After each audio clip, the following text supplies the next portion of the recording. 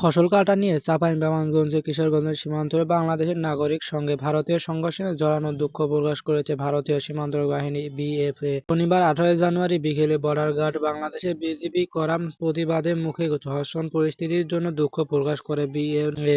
এর আগে সকালে ফসলি জমি আর আম গাছ কাটার অভিযোগে বাংলাদেশি সীমান্তে জড়ো হয়। অন্যদিকে ভারতীয় অংশ ফসল কেটে নেওয়ার অভিযোগ ভারতীয়রা জড়ো হয়।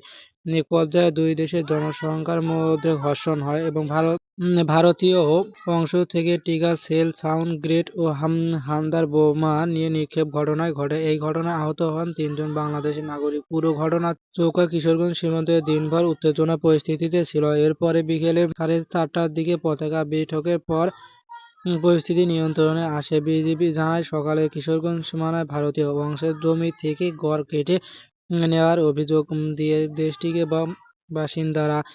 এই সময় ভারতের সীমান্তরক্ষীরা কয়েকজনকে বাংলাদেশে আটক করে গেলে বাধা দেয় গ্রামবাসী। এই নিয়ে দুই দেশের সীমান্ত বন্ধের মধ্যে উত্তেজনা শুরু করে। ভারত অংশ কেটে কটকলে টিয়ার গ্যাস ছোড়া হয়। এতে ৩ জনের আহত হন এবং পরে খবর পেয়ে বিজিবি গিয়ে পরিস্থিতি স্বাভাবিক করতে বিএফএর সঙ্গে যোগাযোগ শুরু করেন।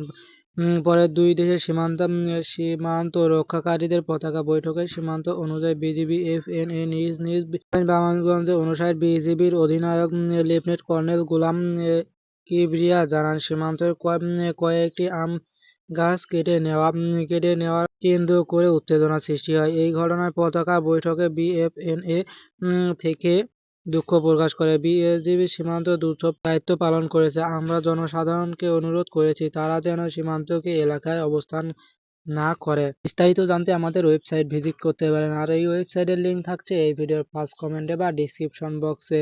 তো আমাদের চ্যানেল নতুন হয়ে থাকলে চ্যানেলটিকে সাবস্ক্রাইব করবেন এবং নতুন নতুন আপডেট খবর পেতে চ্যানেলের পাশেই থাকুন। ধন্যবাদ।